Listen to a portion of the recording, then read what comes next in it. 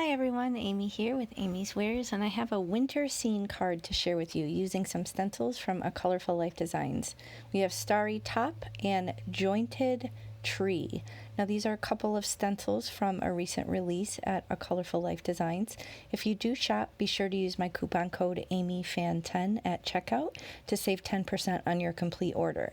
Now here's a photo of the finished card to show you the direction that we're headed, but it's really just some very simple ink blending and also some stamping, which is also from A Colorful Life Designs. That's a brand new stamp that's available in the shop. Now, if you're lucky enough to catch this video or be watching this during a time of a BOGO sale, be sure to check and see if either of these stencils are in that BOGO promotion. If they are, you won't be able to use my coupon code, but you'll save loads and get extra buy one, get one stencils. So be sure to check out the details below to see if any of that is available when you're watching this. Now I'm just doing some very simple ink blending, actually just starting with some residual ink on my blending brush just to create a fun background directly on the card base with that starry top.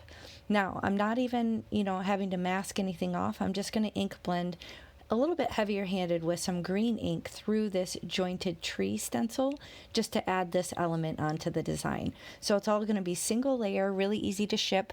This will be a pretty quick card to batch if you want to make a bunch of these for your Christmas cards this year.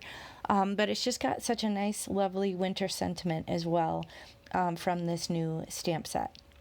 So I'm just going to round the corner a moment here with my corner jumper just to give it a little interesting design element.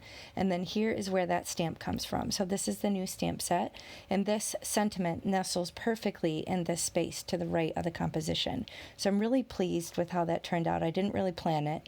I have the color Something Borrowed here. I think it'll be a nice match to that ink blending here on the card. So I'm just loading up the card base in my mini MISTI, and I'm just going to position this stamp right in that open space. And I know that with the stamping, it will be a lot darker than the ink that got laid from the ink blending, so it will have no problem kind of popping off the background. Now, if you aren't sure if it will work and you want to test it before you risk ruining your project, you can always lay down a little piece of plastic or cellophane, like from your stamp wrapper, and then just stamp on that in your MISTI and hold it over your card base. That way you can determine whether it will stand out enough, whether you like the placement, and it won't damage your card base if you don't end up liking it.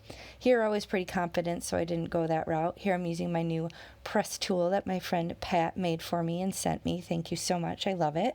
But I just use that to apply even pressure and press down on the stamp.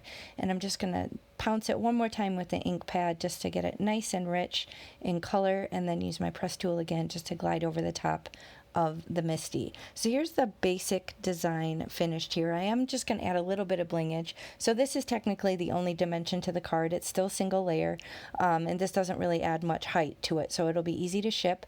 Laying down some blobs of liquid glue and use my jewel picker to lay these little white kind of shimmery sequins in odd numbers across the composition. But that's going to finish the card. So everything that I used will be linked below in the video description box. If you expand and scroll down, you'll find those details. And thank you so much for spending time with me today. I hope you enjoyed this. If you did, please hit the thumbs up, and I'll catch you next time. Bye.